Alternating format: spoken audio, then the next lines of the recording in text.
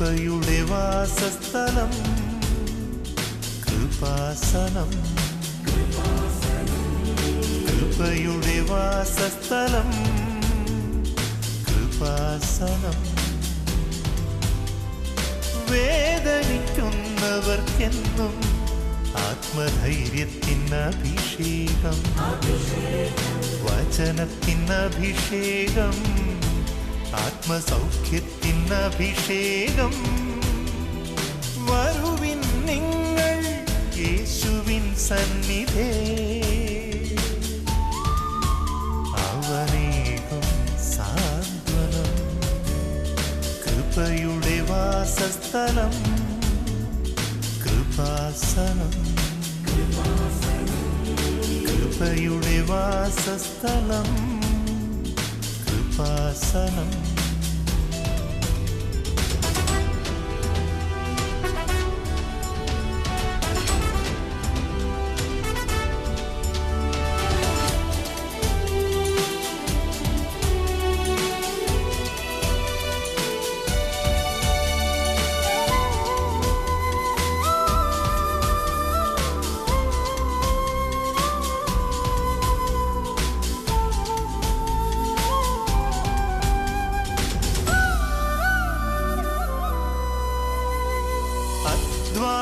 ഭാരത്താലേ തളരുന്ന സോദരേ, സഹനത്തിരമാലയിൽ പതറാതെ മുന്നേറിടാ.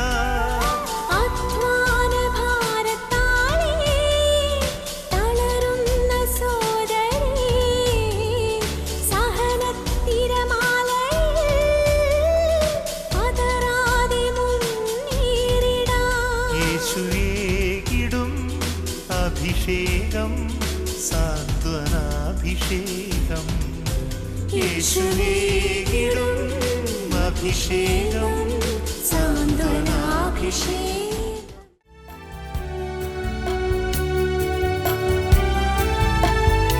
പരിശുദ്ധ പരമ ദിവ്യകാരുണ്യത്തിന് നേരവും ആരാധനയും സ്തുതിയും പുകഴ്ചയും ഉണ്ടായിരിക്കട്ടെ. പരിശുദ്ധ പരമ ദിവ്യകാരുണ്യത്തിന് നേരവും ആരാധനയും സ്തുതിയും പുകഴ്ചയും ഉണ്ടായിരിക്കട്ടെ. പരിശുദ്ധ പരമ ദിവ്യകാരുണ്യത്തിന് നേരവും ആരാധനയും സ്തുതിയും പുകഴ്ചയും ഉണ്ടായിരിക്കട്ടെ. പരിശുദ്ധൻ മഹോന്നത ദൈവം, പരമെങ്ങും വിളങ്ങും മഹേശൻ, സ്വർഗീയ സൈന്യങ്ങൾ വാഴ്ത്തി സ്തുതിക്കുന്ന സ്വർലോകനാഥൻ മിശിഹ.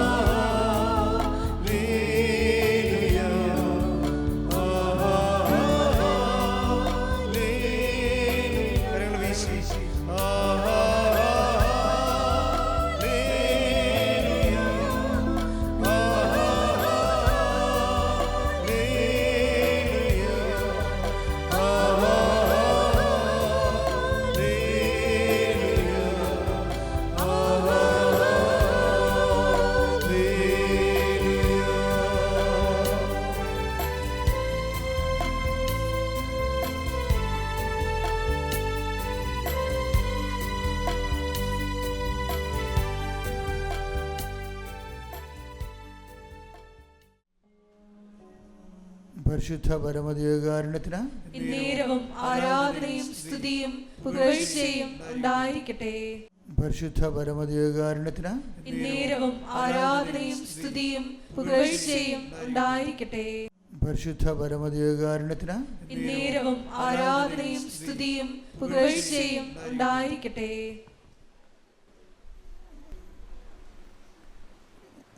ഉടമ്പടി എടുക്കുന്നവർ തന്നെ രണ്ട് തരമുണ്ട്. സാധാരണ ഉടമ്പടി എടുത്ത് പോകുന്നവരും പിന്നീട് ഉടമ്പടി ജീവിക്കുന്നവരും. ഉടമ്പടി എടുത്തു പോകുന്നവർ ഫങ്ഷണറീസും ഉടമ്പടി ജീവിക്കുന്നവർ മിഷണറീസുമാണ്. എല്ലാവർക്കും മിഷണറീസ് ആകാൻ പറ്റുമോ എന്ന് എനിക്കറിയത്തില്ല. കാര്യം അതൊരു മിഷണറി ആവുക എന്ന് പറഞ്ഞാൽ അതൊരു വിളിക്കുള്ളിലെ വിളിയാണ്. ദൈവത്തോട് നിങ്ങൾക്ക് സ്നേഹമുണ്ടെന്ന് നിങ്ങൾക്ക് മനസ്സിന് ആത്മാവിലങ്ങനെ പ്രേരണ ഉണ്ട്, എനിക്ക് ദൈവസ്നേഹമുണ്ടെന്ന് തോന്നുകയാണെങ്കിൽ നിങ്ങൾ പുതിയ പുതിയ ശുശ്രൂഷകൾക്ക് വേണ്ടി പ്രാർത്ഥിക്കണം. എല്ലാ ദിവസവും പുതിയ സ്നേഹത്താൽ ഇങ്ങനെ പുതുക്കിക്കൊണ്ടിരിക്കുക. ദൈവവുമായിട്ടുള്ള ബന്ധത്തിൻ്റെ ഒരു പ്രത്യേകത എന്ന് വെച്ച് കഴിഞ്ഞാൽ അതിന് സ്റ്റാറ്റിക്കായിട്ടൊരു സിറ്റുവേഷൻസ് ഇല്ല. നമുക്ക് ഈ കോശങ്ങൾ പുതിയ പുതിയ കോശങ്ങൾ വരികയാണ്. വാർദ്ധക്യം എന്ന് പറയണത് എന്താ? വാർദ്ധക്യം എന്ന് പറയണത് എന്താണ്? യഥാർത്ഥത്തിൽ ബയോളജിക്കലായിട്ടുള്ള ഫിനോമിന എന്താണ്? ഓൾഡ് ഏജ്, ഗെറ്റിംഗ് ഓൾഡ് എന്ന് പറയുന്ന ആ വാർദ്ധക്യ പ്രതിഭാസം എന്താണ്? പുതിയ കോശങ്ങളുണ്ടാകുക. കോശങ്ങൾ റിജുവിനേറ്റ് ചെയ്യുന്നില്ല. അതിനാണ് ഈ ആൻറ്റി ഓക്സിഡൻ്റ് എന്നൊക്കെ ഇവർ പറയണത്. കോശങ്ങൾ പുനർജീവിക്കുന്നില്ല, പഴയ കോശങ്ങൾ അങ്ങനെ. അതുകൊണ്ടാണ് ഞെറികളൊക്കെ വീഴുകയും ചിരങ്ങളൊക്കെ വരികയും ചെയ്യും. കോശങ്ങൾ 80-85 വയസ്സായി കഴിഞ്ഞ് കഴിഞ്ഞാൽ പിന്നെ കോശങ്ങൾ ഉണ്ടാകുന്നില്ല. ചിലർക്ക് പാരമ്പര്യം കൊണ്ട് 97 വയസ്സ് വരെയൊക്കെ അങ്ങനെ ജീവിച്ചു പോകുന്നെങ്കിലും പുതിയ കോശങ്ങൾ ഉണ്ടാകാത്തതാണ് വാർദ്ധക്യം എന്ന് പറയുന്നത്. പുതിയ ദൈവസ്നേഹം ഉണ്ടെങ്കിൽ പുതിയ ശുശ്രൂഷകളുണ്ടാകും, പുതിയ പ്രാർത്ഥനകളുണ്ടാകും, പുതിയ വചനവായനകളുണ്ടാകും, പുതിയ വചനങ്ങളുണ്ടാകും, പുതിയ സ്വപ്നങ്ങൾ വരും, പുതിയ ദർശനങ്ങൾ വരും. ആൾക്കാരിങ്ങനെ പുതുക്കിക്കൊണ്ടേയിരിക്കും. അങ്ങനെ പ്രത്യേകിച്ച് പുതുക്കലൊന്നും ഇല്ലെന്നുണ്ടെങ്കിൽ നമ്മൾ ആധ്യാത്മിക വാർദ്ധക്യത്തിലാണ്. ഇത് വലിയ അപകടകരമായൊരവസ്ഥയാണ് ആധ്യാത്മിക വാർദ്ധക്യം. ഇപ്പം ഉടമ്പടി എന്താണെന്ന് നിങ്ങൾ എന്നോട് ചോദിച്ചാൽ ഞാനിവിടെ നിങ്ങളോട് പറയും, അവൻ പറയണ പോലെ ചെയ്ത് ജീവിക്കാത്ത സിമ്പിളാണ്. കാര്യം നമ്മൾ ഇവിടെ നടത്തുന്നതും ആൾക്കാർ ജീവിക്കുന്നതും എന്താണ്? മരിയൻ ഉടമ്പടി എന്ന് പറയും. ഉടമ്പടി പലതരത്തിലുണ്ട്. കുർബാന ഒരു ഉടമ്പടിയാണ്, നമുക്കറിയാം. എബ്രാഹത്തിനോട് ചെയ്തത് ഉടമ്പടിയാണ്. എബ്രാഹത്തിനോട് ചെയ്ത ഉടമ്പടിയിലാണ് ഈ വാഗ്ദാന നാടെന്നുള്ള സത്യം വരണത്. എൻ്റെ പ്രിയപ്പെട്ടവരെ, എപ്പോഴും നമുക്കുണ്ടാകുന്ന ഒരു പ്രാർത്ഥനാ ജീവിതത്തിലൊരു വെല്ലുവിളി എന്ന് പറയുന്നത് നമ്മൾ പ്രാർത്ഥിക്കുകയാണെന്ന് ദൈവത്തെ ബോധ്യപ്പെടുത്തുക എന്നുള്ളതാണ് ഏറ്റവും വലിയ വിഷയം. അതൊരു വല്ലാത്തൊരു പ്രശ്നമാണ്. നമ്മൾ പ്രാർത്ഥിക്കുകയാണെന്ന് ദൈവത്തിന് കൂടി മനസ്സിലാകണം. അതെപ്പോഴും പ്രാർത്ഥിക്കുമ്പോൾ നിങ്ങൾ ചിന്തിക്കേണ്ട വിഷയമാണ്. അതനുസരിച്ച് ദൈവത്തിന് ഇപ്പം നമ്മൾ പ്രെയർ ചെയ്യുകയാണ് എന്ന് ദൈവത്തിന് മനസ്സിലാകണം. അതെന്തുകൊണ്ടാണ്? അപ്പോൾ ആ പ്രെയറിൽ ദൈവം ഉദ്ദേശിക്കുന്ന കണ്ടൻറ്റ് വൈസ് റിച്ചാണെങ്കിൽ ദൈവത്തിന് മനസ്സിലാകും നിങ്ങൾ പ്രാർത്ഥിക്കുകയാണെന്നുള്ളത്. അതിനകത്ത് ആപ്ലിക്കേഷൻസ് മാത്രമാണെങ്കിൽ അത് നിങ്ങൾ പ്രാർത്ഥിക്കണം ദൈവത്തിന് മനസ്സിലാകത്തില്ല. കാര്യം അങ്ങനെ ദൈവത്തിൻ്റെ ബ്രെയിനിൽ അത് സേവ് ആയിട്ടില്ല. എങ്ങനെ വയറ്റിപ്പഴപ്പിന് വേണ്ടി വയറ്റിയടിച്ച് പാടുന്ന പാട്ടാണ്, വയറ്റിയടിച്ച് പാടുന്ന പാട്ടാണ് പ്രാർത്ഥന. അത് സേവ് ചെയ്യില്ല. മറിച്ച് അതിൻ്റെ അകത്ത് വിശ്വാസം, പ്രത്യാശ, സ്നേഹം, സമർപ്പണം, 4 കണ്ടൻറ്റ് വൈസ് റിച്ചായിരിക്കണം. എപ്പോഴും ദൈവദർശനത്തിൽ വരുമ്പോൾ ഞാൻ വരച്ചിട്ട വരയിലൂടെ ദൈവം വളഞ്ഞും തിരിഞ്ഞും സഞ്ചരിക്കണമെന്ന് പറഞ്ഞാൽ ആ പ്രാർത്ഥന ദൈവദർശനത്തിൽ സേവല്ലാത്തതെന്ന് വെച്ച് കഴിഞ്ഞാൽ ദൈവദർശനം സേവായിരിക്കുന്നത് എന്താണെന്ന് കർത്താവ് നമുക്ക് വെളിപ്പെടുത്തിയിട്ടുണ്ട്. എന്താണ്? സ്വർഗസ്ഥനായ ഞങ്ങളുടെ പിതാവേ. അതാണ് ദൈവത്തിൻ്റെ ബ്രെയിനിൽ സേവായിരിക്കുന്നത്. എന്താണ്? ഒരു മനുഷ്യൻ പ്രാർത്ഥിക്കുകയാണെങ്കിൽ അവൻ്റെ പ്രാർത്ഥനയിലെ കണ്ടൻറ്റുകൾ എന്താണ്? Thy will be done, thy kingdom come. നിൻ്റെ രാജ്യം വരണം, നിൻ്റെ തിരുമനസ്സ് സ്വർഗത്തിലെ പോലെ ഭൂമിയിലുമാകണം. പ്രാർത്ഥിക്കുക. കർത്താവായ ദൈവമേ, എല്ലാ പ്രാർത്ഥനയുടെ അടിസ്ഥാനത്തിലെ നിന്റെ തിരുമനസ് നിറവേറാൻ തുറന്ന ഒരു മനോഭാവം എനിക്ക് നൽകണമേ. അത് നിറവേറ്റാൻ ആവശ്യമായ ദൈവസ്നേഹം എനിക്ക് നൽകണമേ. അപ്പൊ പ്രാർത്ഥനയുടെ ഇന്ധനം എന്ന് പറയുന്നത് ദൈവസ്നേഹമായിരിക്കും. അപ്പം ദൈവസ്നേഹമുള്ള ആൾക്കാർക്ക് മാത്രമേ ദൈവത്തിൻ്റെ ഇഷ്ടം എൻ്റെ ജീവിതത്തിൽ നിറവേറണമെന്ന് ആഗ്രഹിക്കത്തുള്ളൂ. വസ്തുസ്നേഹം ഉണ്ടാവും, വിഷയസ്നേഹം ഉണ്ടാവും. 3 തരം സ്നേഹങ്ങൾ മനുഷ്യരിൽ ഉണ്ടാവും. വസ്തുക്കളുള്ള സ്നേഹം ഉണ്ടാവും, വിഷയത്തോടുള്ള സ്നേഹം ഉണ്ടാവും, ദൈവത്തോടുള്ള സ്നേഹവും ഉണ്ടാവും. പലപ്പോഴും പ്രാർത്ഥനയിൽ മുന്നിട്ട് മുഴച്ചു നിൽക്കുന്നതെല്ലാം ഈ വസ്തുസ്നേഹമായിരിക്കും. വസ്തുക്കളോടുള്ള സ്നേഹം അല്ലെങ്കിൽ വിഷയത്തോടുള്ള സ്നേഹം, അതൊക്കെ മനുഷ്യന് ആവശ്യമാണെന്ന് ഈശോ പറഞ്ഞിട്ടുണ്ട്. വസ്തുക്കളും വിഷയങ്ങളും ഇതൊക്കെ നിങ്ങൾക്ക് ആവശ്യമാണെന്ന് എൻ്റെ സ്വർഗസ്ഥനായ പിതാവിന് അറിയാം, അല്ലേ? Take the word of God. Mathai 6:31-32. അതിനാൽ എന്ത് ഭക്ഷിക്കും, എന്ത് പാനം ചെയ്യും, എന്ത് ധരിക്കും എന്ന് വിചാരിച്ച് നിങ്ങൾ ആകുലരാകേണ്ട. വിജാതീയരാണ് ഇവയെല്ലാം അന്വേഷിക്കുന്നത്. നിങ്ങൾക്കിവയെല്ലാം ആവശ്യമാണെന്ന് നിങ്ങളുടെ സ്വർഗീയ പിതാവ് അറിയുന്നു. നിങ്ങൾ ആദ്യം അവിടുത്തെ രാജ്യവും അവിടുത്തെ നീതിയും അന്വേഷിക്കുക. അതോടൊപ്പം മറ്റുള്ളവയെല്ലാം നിങ്ങൾക്ക് ലഭിക്കും. അപ്പം മറ്റുള്ളവയെല്ലാം ഉണ്ട് അതിൻ്റെ അകത്ത്. വിഷയമുണ്ട്, വസ്തുക്കളുമുണ്ട്. അപ്പോൾ ദൈവം അത് അവോയ്ഡ് ചെയ്യുന്നില്ല, ഓവർലുക്ക് ചെയ്യുന്നില്ല. നിങ്ങളുടെ ജോലി, വീട്, വിവാഹം, വഴി, വെളിച്ചം, വെള്ളം എല്ലാം ദൈവം ഓവർലുക്ക് ചെയ്യുന്നില്ല. ഒന്നും ആവശ്യമില്ലാത്ത കാര്യമാണെന്ന് പറയുന്നില്ല. അതെല്ലാം ആവശ്യമാണെന്ന് എനിക്കറിയാം. മറ്റുള്ളവയെല്ലാം ചേർത്ത് നൽകും, മറ്റുള്ളവയെല്ലാം. പക്ഷെ പ്രയോറിറ്റി വരണത് എന്താണ്? ആദ്യം ദൈവരാജ്യത്തിൻ്റെയും, ഇപ്പോൾ പ്രാർത്ഥനകളെല്ലാം ഓക്കെയാണ്, പക്ഷേ പ്രയോറിറ്റി തെറ്റിക്കിടക്കുകയാണ്. ആദ്യം ദൈവം അടയാളം കാണിക്കട്ടെ, അത് കഴിഞ്ഞിട്ട് ഞാൻ കർത്താവിൻ്റെ ജീവിതം, പ്രേക്ഷിത പ്രവർത്തനം ചെയ്യാം. അപ്പം അതാണ്. പക്ഷേ അത് ഒരിക്കലും നമുക്ക് ആ ഒരു ഫയല് മുന്നോട്ട് പോകത്തില്ല. കാര്യം ബൈബിൾ റീസെറ്റ് ചെയ്തിരിക്കണം അങ്ങനെയല്ല. ആദ്യം ദൈവരാജ്യവും അതിൻ്റെ നീതിയും. ആദ്യം നമ്മുടെ ഭാഗത്തു നിന്നാണ് ഇനിഷ്യേറ്റീവ് വരണത്. ഇപ്പം അവൻ പറയണ പോലെ ചെയ്യണമല്ല ഉടമ്പടി, അല്ലേ? അവൻ പറഞ്ഞത് എന്താണ്? അവൻ ആദ്യം പറഞ്ഞത് എന്താ? അനുതപിക്കുക, സുവിശേഷത്തിൽ വിശ്വസിക്കുക. അതാണ് വിഷയം. ആദ്യം നമ്മുടെ ഭാഗത്തു നിന്നാണ് ഇനിഷ്യേറ്റീവ് വരേണ്ടത്. ഇപ്പോൾ ഈ ആദ്യം ദൈവരാജ്യവും അതിൻ്റെ നീതി അന്വേഷിക്കാൻ പറയുമ്പോൾ അതങ്ങനെ അന്വേഷിക്കണമെങ്കിൽ എന്ത് ചെയ്യണം? അവൻ പറയണ പോലെ ചെയ്യുന്നതാണ് ഉടമ്പടിയെങ്കിൽ അവൻ പറഞ്ഞ ആദ്യത്തെ കാര്യം എന്താ? മർക്കോസ് 1:15 വായിച്ചേ. അവൻ പറഞ്ഞു സമയം പൂർത്തിയായി, ദൈവരാജ്യം സമീപിച്ചിരിക്കുന്നു. അനുദപിച്ച് സുവിശേഷത്തിൽ വിശ്വസിക്കുവിൻ. ആദ്യം പറഞ്ഞേ, ദൈവരാജ്യവും അതിന്റെ നീതി അന്വേഷിക്കുക. അതൊക്കെ അല്ലേ? ഇനി അവൻ പറഞ്ഞ ആദ്യത്തെ വാക്ക് എന്താണ്? അനുതപിക്കുക, സുവിശേഷത്തെ വിശ്വസിക്കുക.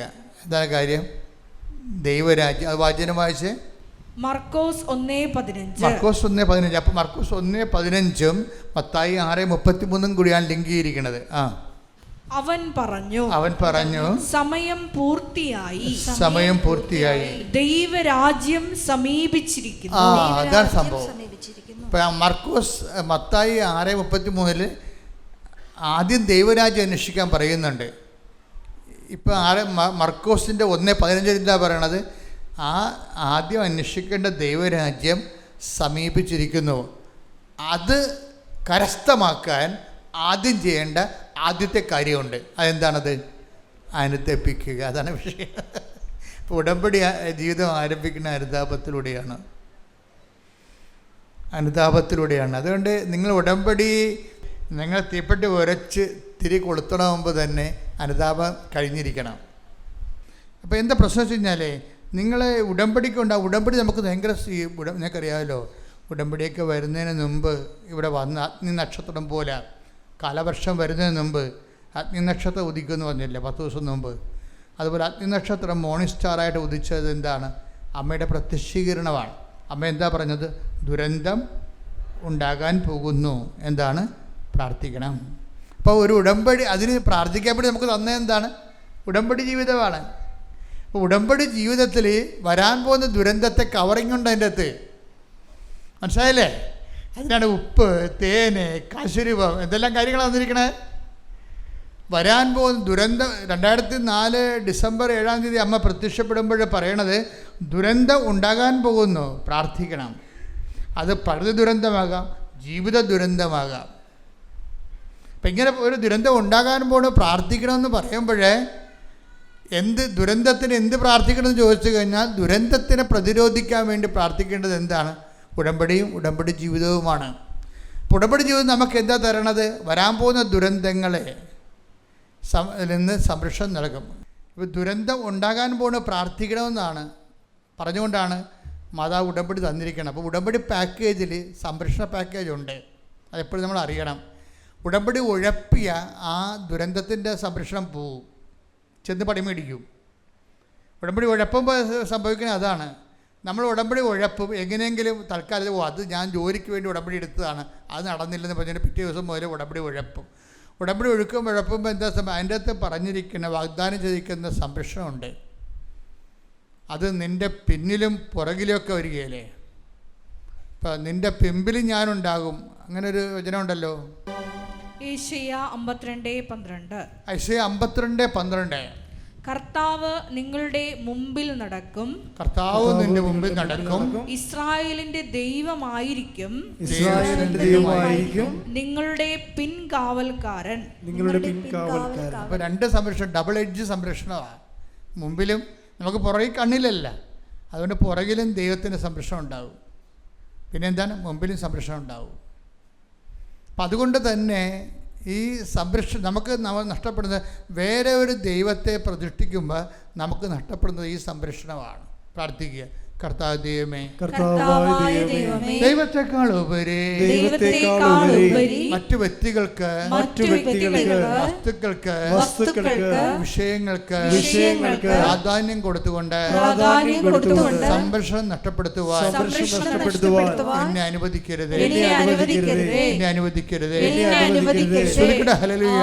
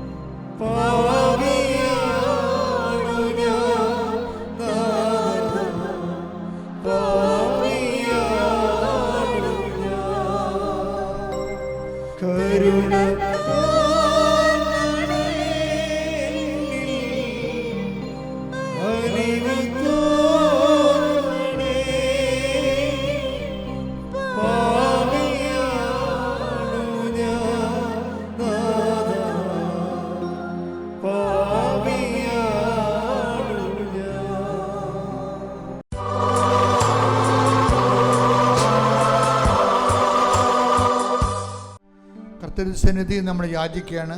ഈ ആഴ്ചയിൽ ജപ്തി നടപടിയെ അഭിമുഖീകരിക്കുന്നവരുണ്ട്. സാമ്പത്തികമായ വലിയ കടങ്ങളാൽ വസ്തു ലേലത്തിൽ പോകാൻ പോകുന്നവരുണ്ട്. അതെല്ലാം ഈ സമയത്ത് സമർപ്പിക്കുന്നു. 17 ദിവസത്തിനുള്ള ആ വിഷയത്തിന് മേലും ദൈവിക തീരുമാനം ഉണ്ടാകാൻ വേണ്ടി ശ്രുതികട്ടെ. ഹല്ലേലൂയ,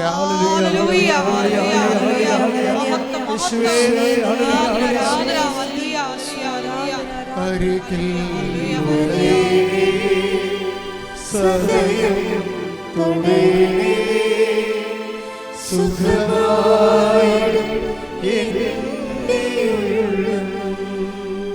പരിശുദ്ധ പരമ ദിവ്യകാരുണ്യത്തിന് നേരവും ആരാധനയും സ്തുതിയും പുകഴ്ചയും ഉണ്ടായിരിക്കട്ടെ. കർത്താവ് വിവാഹം ഒത്തുവരാത്തവരെ, ആ സ്ത്രീകളും പുരുഷന്മാരുണ്ട് ഈശോയെ, വിവാഹം പിരിഞ്ഞു പോകാൻ പോകുന്നവരെ, ആവശ്യമില്ലാതെ പെട്ടെന്ന് കലഹങ്ങളുണ്ടായി പൈശാചികമായി ഇടപെട്ടുകൊണ്ട് വാശിയും മത്സരത്തിൻ്റെ പേരിലും പിരിയാൻ പോകുന്നവർ, കുഞ്ഞുങ്ങളെ വഴിയാധാരമാക്കാൻ പോകുന്ന പൈശാചിക തീരുമാനങ്ങളിൽ നിന്ന് അവർ പിന്തിരിയാൻ വേണ്ടി ശ്രദ്ധിക്കട്ടെ. ഹല്ലേലൂയ, ഹല്ലേലൂയ, ഹല്ലേലൂയ, ഹല്ലേലൂയ. യേശുവേ നന്ദി, ഹല്ലേലൂയ.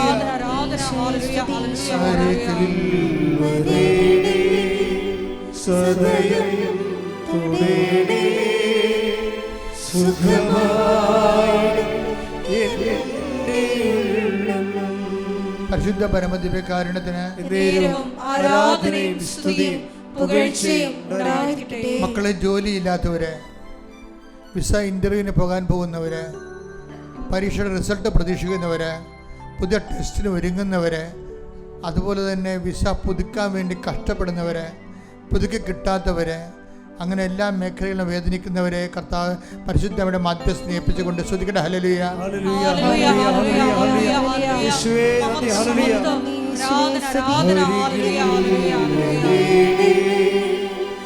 സദയം തുടേണേ സുഖമായിടും എൻ്റെ ഉള്ളം.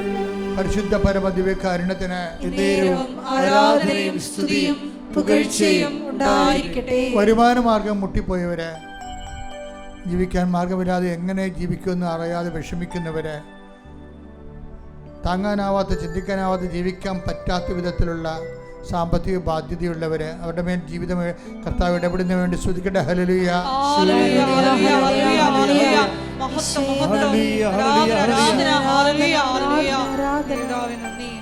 പല പല ഗർഭചിത്രത്തിന് വിധേയമായവര്, മക്കളില്ലാത്തവര്, അവർ കുഞ്ഞുങ്ങളെയും കൊണ്ടുവന്ന് സാക്ഷ്യം പറയാൻ വേണ്ടി, അവർക്ക് 3 കുഞ്ഞുങ്ങൾ വരെ ജനിക്കുന്നതിന് വേണ്ടി പ്രാർത്ഥിക്കുന്നു. കർത്താവിന്റെ കൃപ അവരിലേക്ക് ചൊരിയട്ടെ.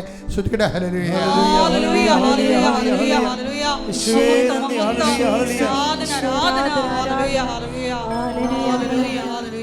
പരിശുദ്ധ പരമ ദിവ്യകാരുണ്യത്തിന് ആരാധനയും സ്തുതിയും പുകഴ്ചയും ഉണ്ടായിരിക്കട്ടെ. പെൻഡിങ്ങിൽ കിടന്ന വിഷയങ്ങൾ, വസ്തുവാകാം, സ്ഥലമാകാം, ജോലിയാകാം, ചിലപ്പോൾ അന്യാധീനപ്പെട്ടു പോയ സാമ്പത്തികമാകാം, കൈമാറി തിരിച്ചു കിട്ടാൻ പാടില്ലാത്ത അവസ്ഥയ്ക്ക് ആകുന്ന വിഷയമാകാം, നഷ്ടപ്പെട്ട വസ്തുക്കളാകാം, അങ്ങനെയുള്ള മേഖലകളിലെല്ലാം കർത്താവ് സമർപ്പിച്ചുകൊണ്ട് പ്രാർത്ഥിക്കട്ടെ. ശ്രുതിക്കട്ടെ. ഹല്ലേലൂയ, ഹല്ലേലൂയ, ഹല്ലേലൂയ, ഹല്ലേലൂയ, ഹല്ലേലൂയ.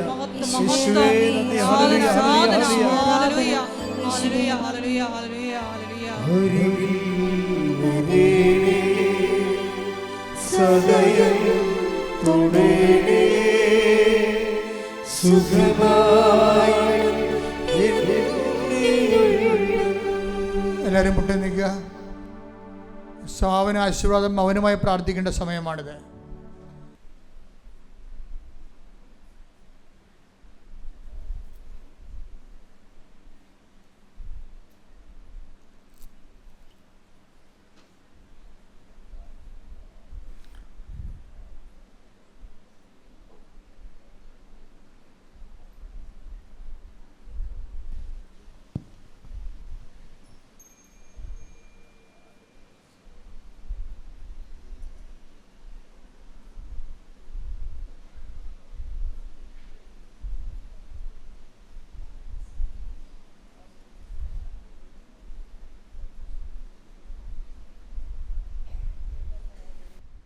സമാപനാശീർവാദം.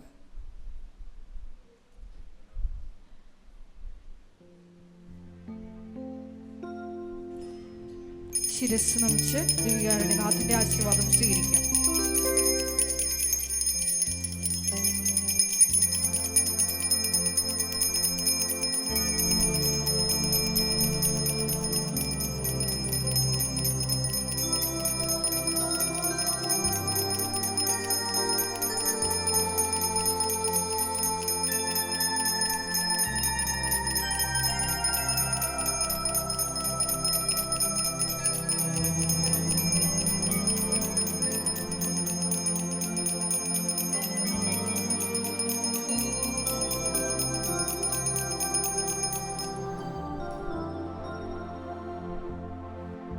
പരിശുദ്ധ